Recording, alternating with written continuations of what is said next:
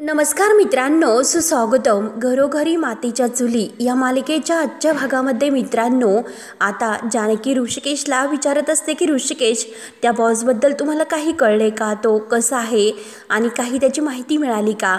तेव्हा आता ऋषिकेश सांगायला लागणार, तोच लगेच सुमित्रा देवळातून येते आणि जानकीला म्हणते की जानकी, अगं मी आज देवळात गेले होते। तर जानकी म्हणते की आई तुम्ही आलात का, या बसा, आणि जानकी पाणी प्यायला देते। तेव्हा आता सुमित्रा म्हणते की अगं जानकी, येताना आज मला देवळातून वेलची केळी दिसली होती म्हणून मी घेऊन आले, आणि तू शर्वरीला सांग बरं का, आणि शर्वरीला पाठवून दे। तेव्हा आता जानकी म्हणते की हो आई।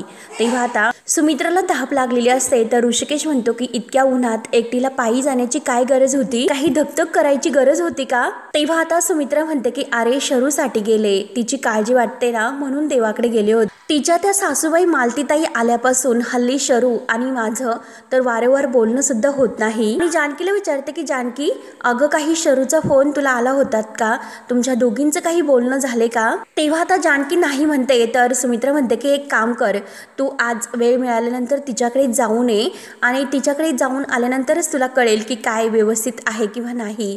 त्यावर आता जानकी म्हणते की हो आई मी जाते। सुमित्रा म्हणते की हो ना, अगं शर्वरी काही स्वतः फोन सुद्धा करायची नाही आणि तोंड उघडून सुद्धा आपल्याला काही सांगायची नाही, त्यामुळे तू एक काम कर, तूच जाऊन ये, तू जर बघून आली तर माझी काळजी मिटेल।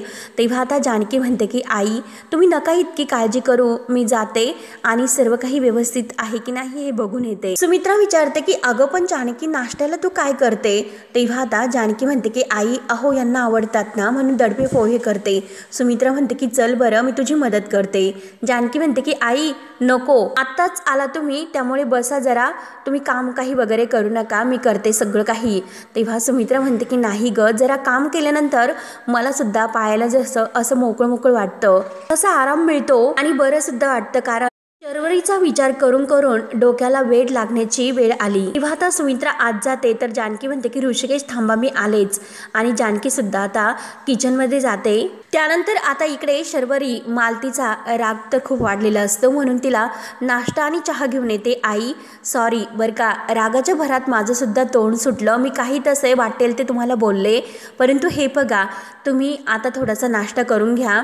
तेव्हा आता मालती तर रागात तोऱ्यातच म्हणते मला नकोय। तर आता शर्वरी म्हणते की आई अहो चहा तरी घ्या, परंतु मालतीचा तोरा तर वेगळाच असतो, नाही असं म्हणते, आणि तुझ्या हातचं मला काहीही नकोय, तू जा बरं, माझ्यासमोर उभी सुद्धा राहू नकोस।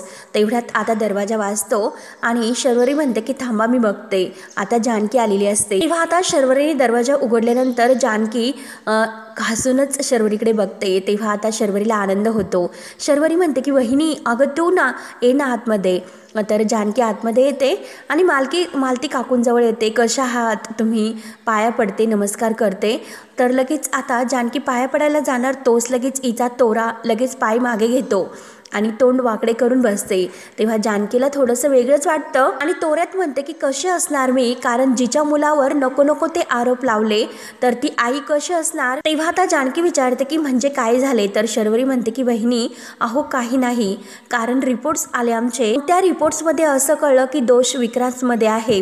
तेव्हा आता हे ऐकल्यानंतर जानकीला धक्का बसतो, तर लगेच आता मालती रागानेच उठते आणि बास्कर असं तोऱ्यातच म्हणते, आणि शर्वरीला म्हणते की सारखं सारखं खोटं मोठ्याने बोलल्याने ते खरं नाही होणार, माझ्या विक्रांतमध्ये दोष असणं हे शक्यच नाही। तेव्हा आता मालती तर खूप भडकते, तर जानकी म्हणते की मालती काकू तुम्ही जरा शांत व्हा, आणि ती म्हणते की हे बघा मालती काकू ते डॉक्टर चांगले आहेत आणि ऋषिकेशच्या ओळखीचे सुद्धा आहे, ते असं खोटं नाही वागू शकणार, कारण मेडिकल सायन्स किती पुढे गेलेले आहे, आपल्याला हवं तशी ट्रीटमेंट करू शकतो, याचा आपल्याला नक्की फायदा होईल, त्यामुळे तुम्ही काळजी नका, सगळं काही व्यवस्थित होईल। एक आई आणि एक आजी म्हणून तुमच्या मनाची आत्ता काय अवस्था होत असेल ती मला कळू शकते, परंतु जरा तुम्ही पॉझिटिव्ह विचार करा आणि ट्रीटमेंट झाल्यानंतर तुम्हाला कदाचित एक गोड अशी आनंदाची बातमी सुद्धा मिळू शकते।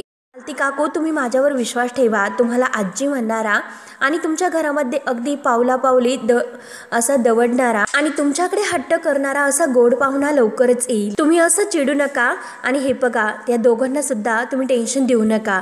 तेव्हा मालती चोऱ्यात लगेच हात हिसकावते आणि म्हणते की हे बघ ह्या सर्व बोलायच्या गोष्टी असतात आणि मला नाही वाटत की ह्या सर्व काही गोष्टी येथे या घरात शक्य होतील, आणि काय ग जानकी तू आजच या घरात का आली या आजच्या दिवशी, म्हणजे हे बघ कालपासून आमच्या घरामध्ये हाच विषय सुरू आहे आणि नेमकं तू आली कशी? तेव्हा आता जानकी म्हणते की नाही हो, मी सहज आले. तर लगेच मालती म्हणते की गब्बस, काही बोलू नको, बाद झाले.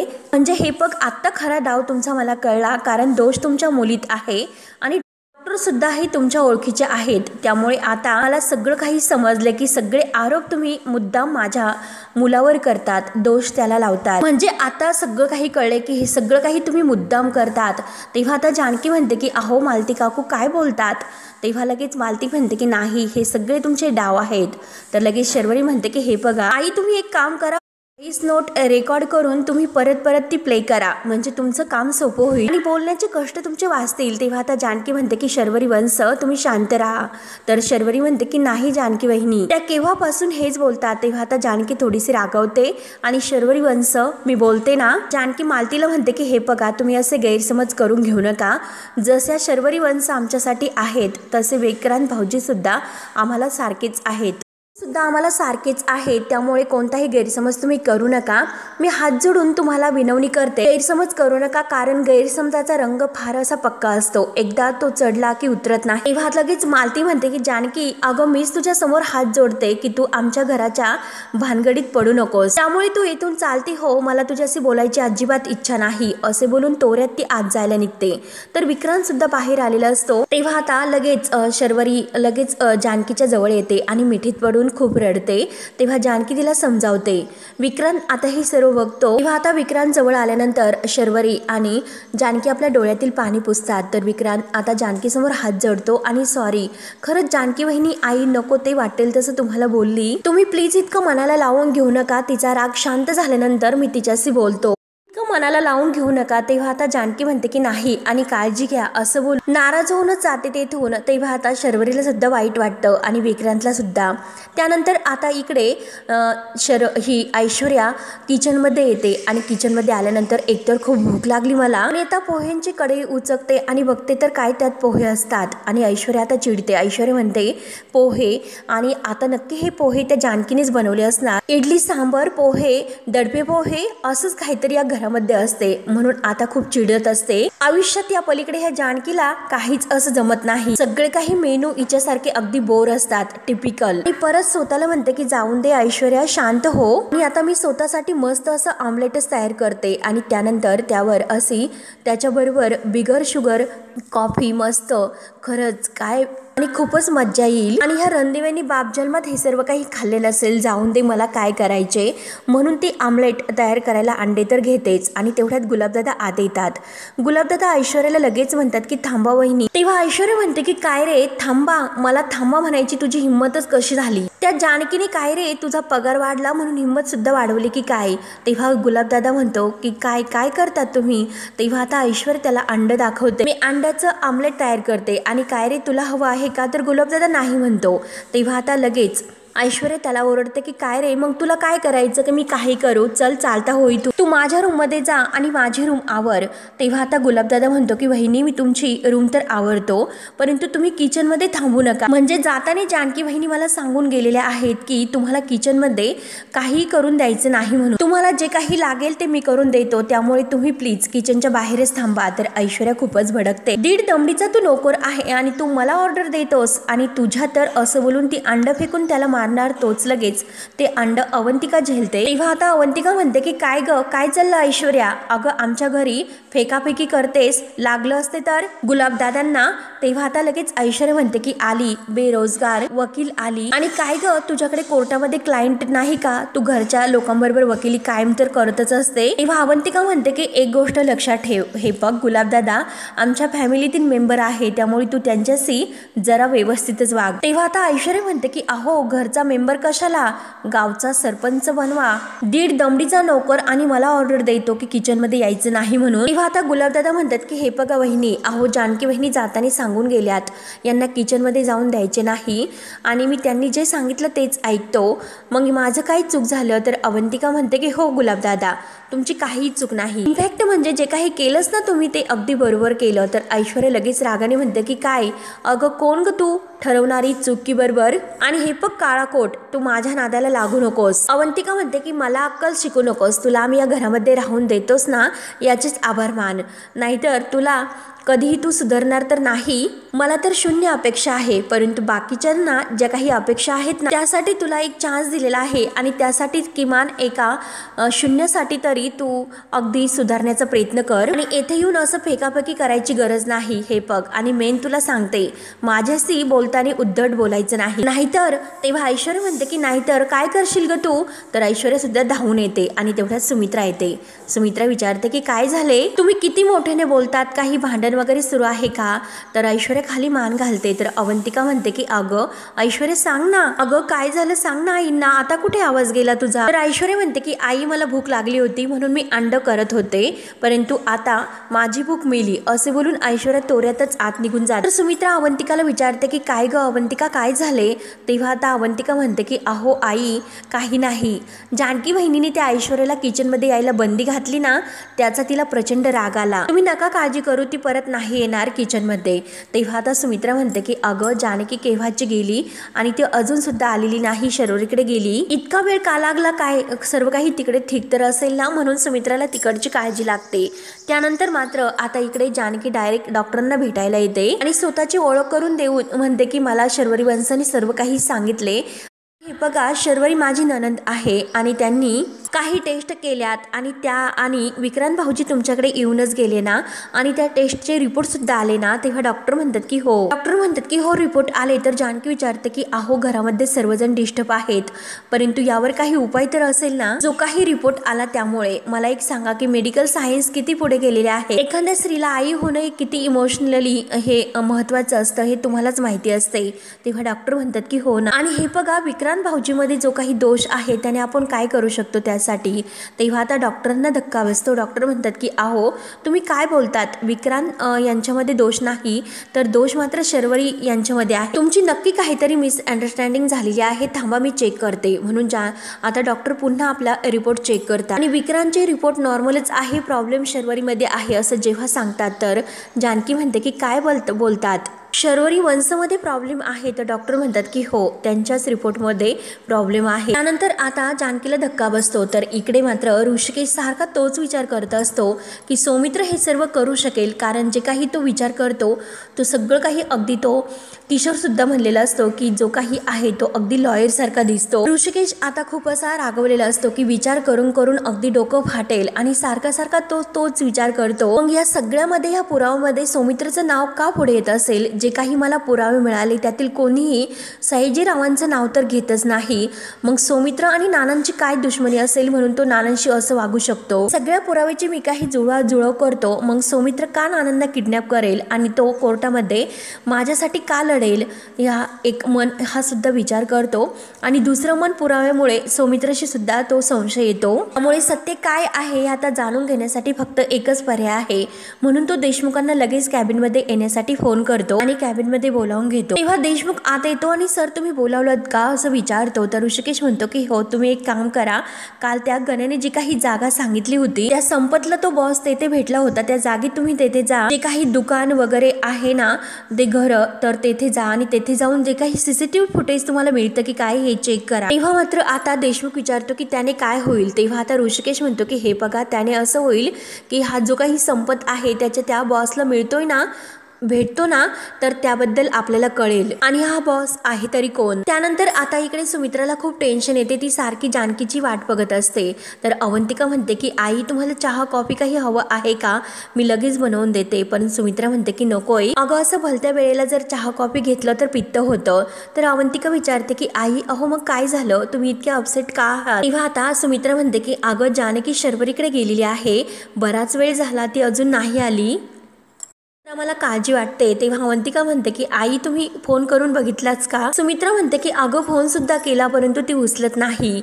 तर अवंतिका म्हणते की आई अहो तुम्ही उगाच काळजी करता. अहो शरुताईंनी काहीतरी जेवणाचा बेत केला असेल आणि मिसळ केली असेल, कारण त्यांच्या हातची मिसळ खूप प्रसिद्ध आहे आणि जानकी वहिनी त्यांना हेल्प करण्यासाठी थांबल्या असतील आणि जानकी वहिनीच्या हातच्या खोबऱ्याच्या वड्या सुद्धा खूप आवडतात ना ताईंना, म्हणून त्यासाठी हेल्प करत बसल्या असतील. आई वहिनी या खोबरं खोवत बसल्या असतील. त्यामुळे आई तुम्ही काळजी करू नका, वहिनी येतीलच. तुम्ही एक काम करा, तुम्ही शर्वरी बरोबर बोललात का? तेव्हा सुमित्रा म्हणते की नाही ग, ती सुद्धा फोन नाही उचलत. अगं आज ना शर्वरीचे रिपोर्ट येणार होते, त्यामुळे मला जास्त टेन्शन येते की नक्की काय रिपोर्ट आले असतील, म्हणून जरा काळजी वाटते. आणि देव करो माझ्या लेकीचं सगळं काही व्यवस्थित हो. त्यानंतर आता इकडे विक्रांत मात्र हा मीटिंगला निघलेला असतो. तर शर्वरी विचारते की विक्रांत अरे कुठे निघालास? तेव्हा आता विक्रांत म्हणतो की जरा मीटिंगला निघालो. शर्वरी म्हणते की अरे तू ओके आहेस ना? आणि हे बघ मीटिंगला जाणं हे खूप गरजेचंच आहे का? तेव्हा आता विक्रांत म्हणतो की अगं घरात बसून काही सत्य बदलणार आहे का? दोष माझ्यात आहे हे आपण सत्य स्वीकारूयात. केलं तर सगळं काही त्या गडबडीत मी विसरून जातो. तेव्हा शर्वरीला वाईट वाटतं.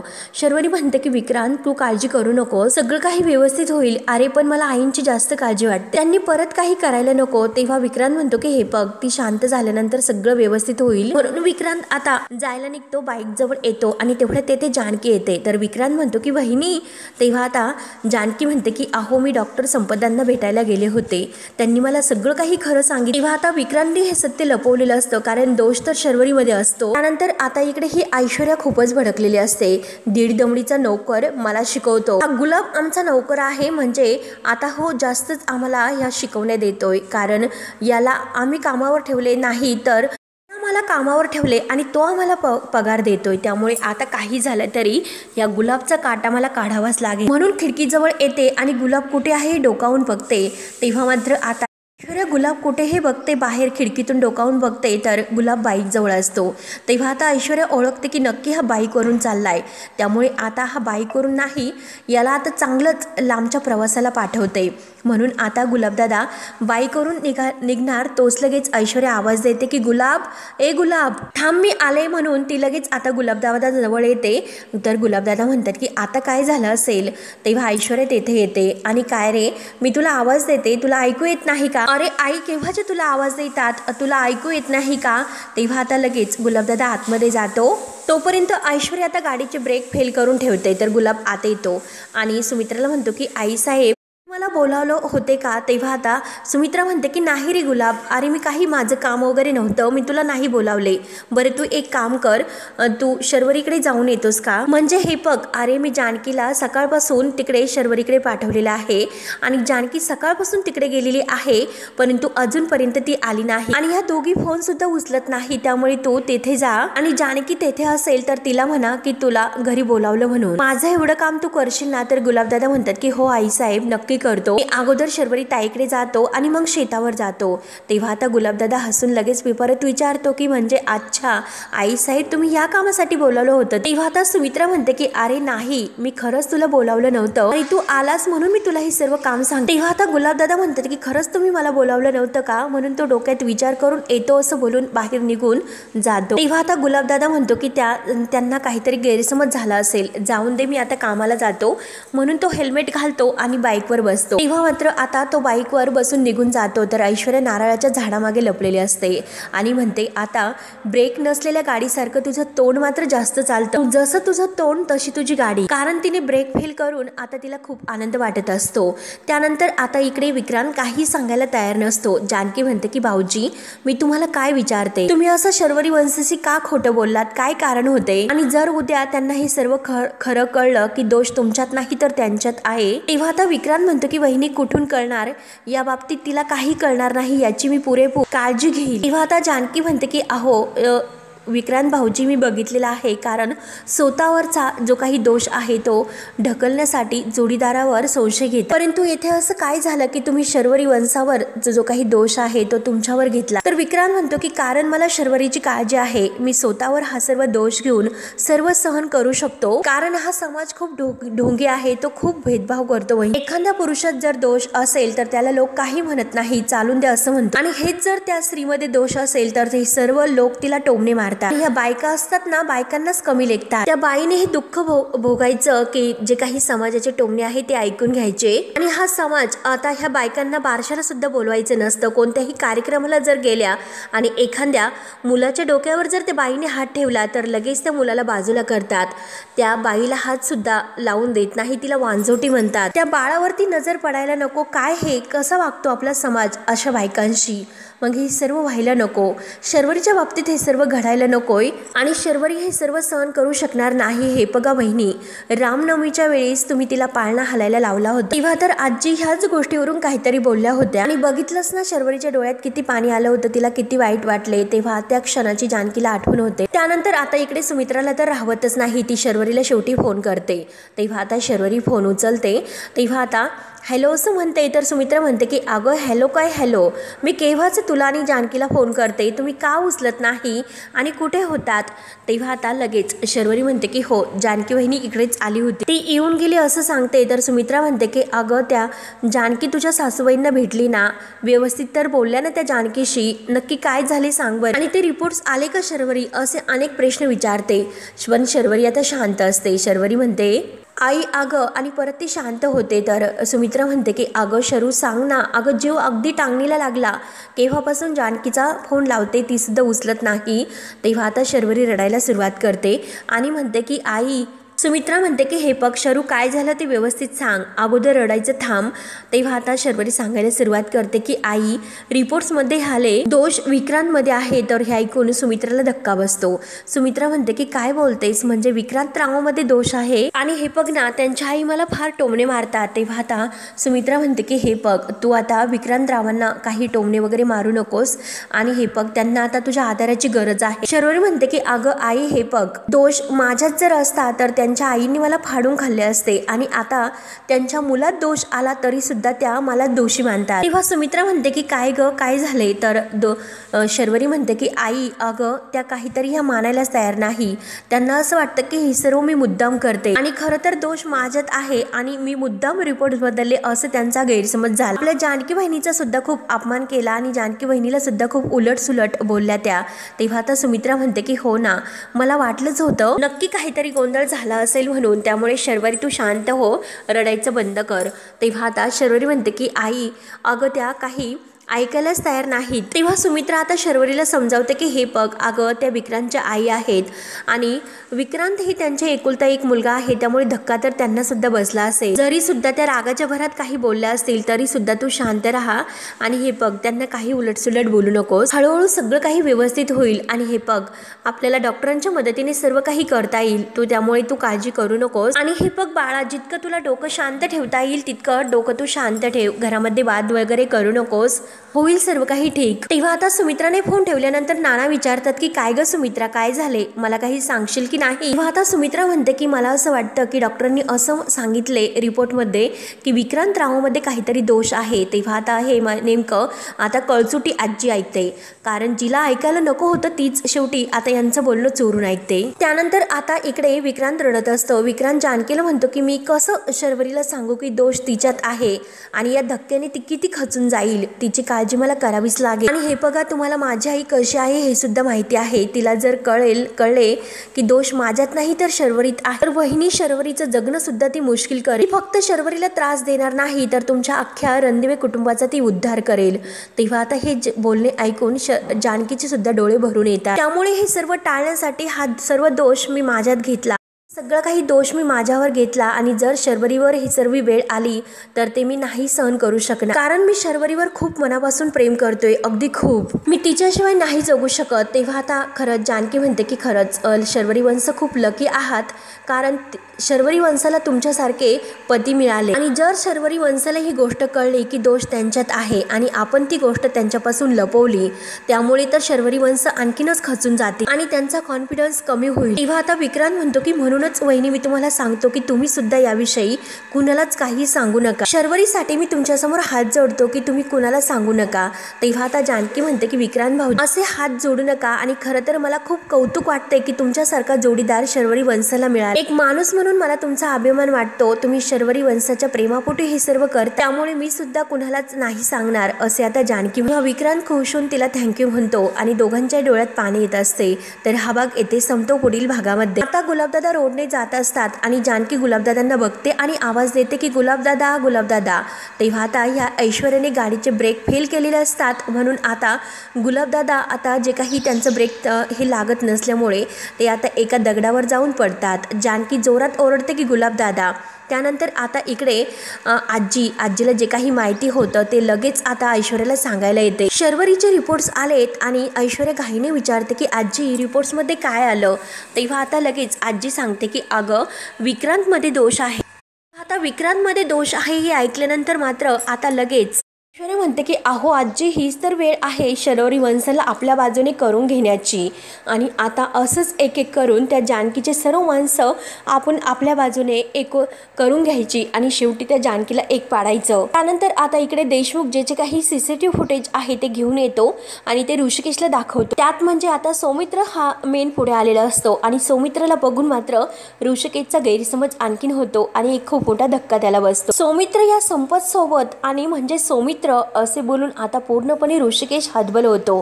तेव्हा आता मित्रांनो गुलाबदादांना जानकी या संकटातून कसं वाचवते आणि ऐश्वर्याला कसा धडा शिकवते ते पाहण्यासाठी आपल्या चॅनलला नक्की सबस्क्राईब करत राहा. धन्यवाद.